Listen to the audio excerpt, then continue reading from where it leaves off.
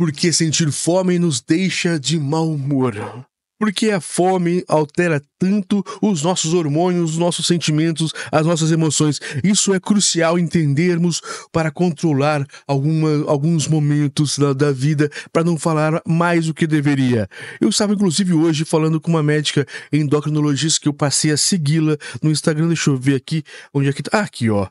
Ó, a doutora Camila Puxa. Inclusive, peço, se você quiser segui-la, ela faz dicas para você que quer emagrecer, e no meu caso, uma pessoa que quer ficar em forma, outras situações que envolvem a endocrinologia.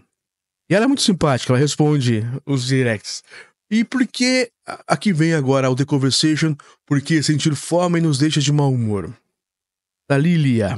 Ela é uma das pessoas mais, também como a doutora Camila, muito simpáticas, muito empáticas. Elas conversam quando você pergunta, dão The Conversation, que é o maior centro das ciências da BBC. Vamos começar a leitura do artigo dela.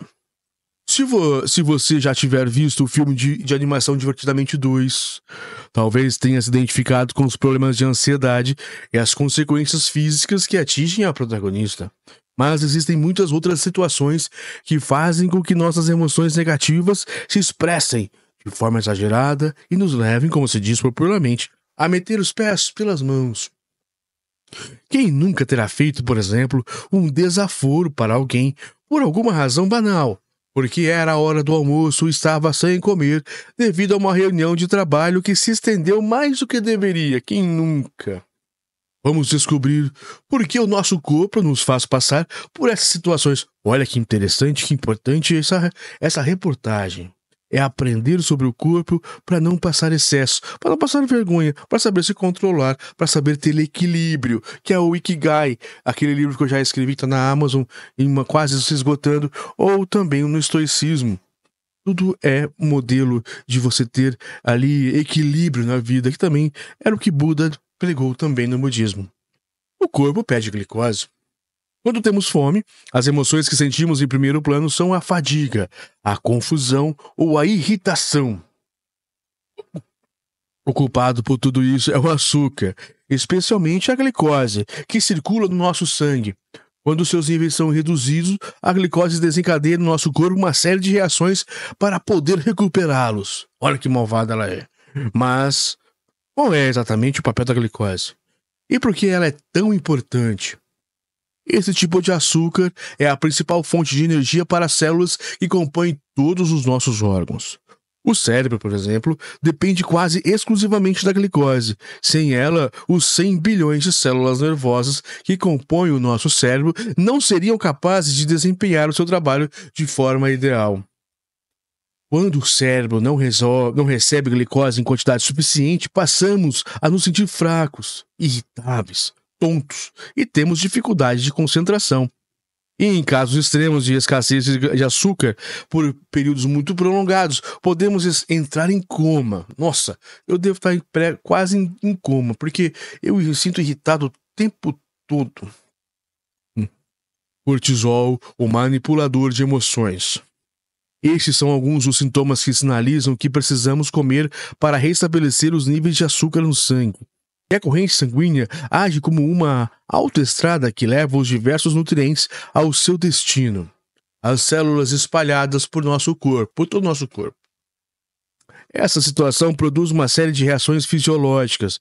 Em níveis moleculares são liberados diversos hormônios. Um deles é a grelina, que é produzida e liberada na circulação pelas células do estômago.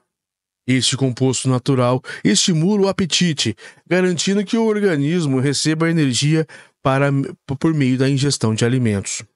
Mas, por desconhecer as circunstâncias que nos levam a deixar de comer, a grelina estimula indiretamente a produção do hormônio associado ao estresse, o cortisol, gerado pelas glândulas suprarrenais. Para aumentar os níveis de açúcar, o cortisol promove um processo conhecido como gliconeogênese. Ele se baseia na produção de glicose a partir da decomposição de ácidos graxos e proteínas armazenadas no fígado, gerando um rápido surgimento de energia para o nosso corpo. A presença de cortisol no sangue durante períodos de fome afeta o funcionamento do cérebro. O cortisol age como um manipulador de marionetes. Ele altera os níveis de neurotransmissores como a dopamina e a serotonina, relacionadas com as emoções positivas e as percepções de estresse. Olha só como o cérebro é complicado, o nosso sistema interno aqui, o nosso corpo. Esses efeitos combinados nos levam a ficar mais irritados ou aborrecidos do que o normal quando sentimos fome.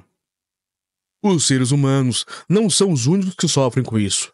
Em um estudo comportamental com peixes zebras, os pesquisadores concluíram que estes animais também ficam agressivos quando têm vontade de comer. Comportamento moldado pela evolução. Como vimos acima, o nosso estado de espírito é o resultado de muitas interações bioquímicas. E existe nessa dança um hormônio fundamental que não mencionamos. Você certamente terá ouvido falar dele em algum momento da vida, especialmente quando o assunto são esportes radicais. Isso mesmo, é a adrenalina. O nosso estado de espírito é influenciado por interações bioquímicas e pela presença de hormônios, como a adrenalina e o cortisol. Da mesma forma que o cortisol, a adrenalina é produzida pelas glândulas suprarrenais. Ela está associada a situações de estresse. O hormônio é conhecido pela sua participação na nossa reação de luta ou fuga, uma resposta fisiológica ante uma ameaça.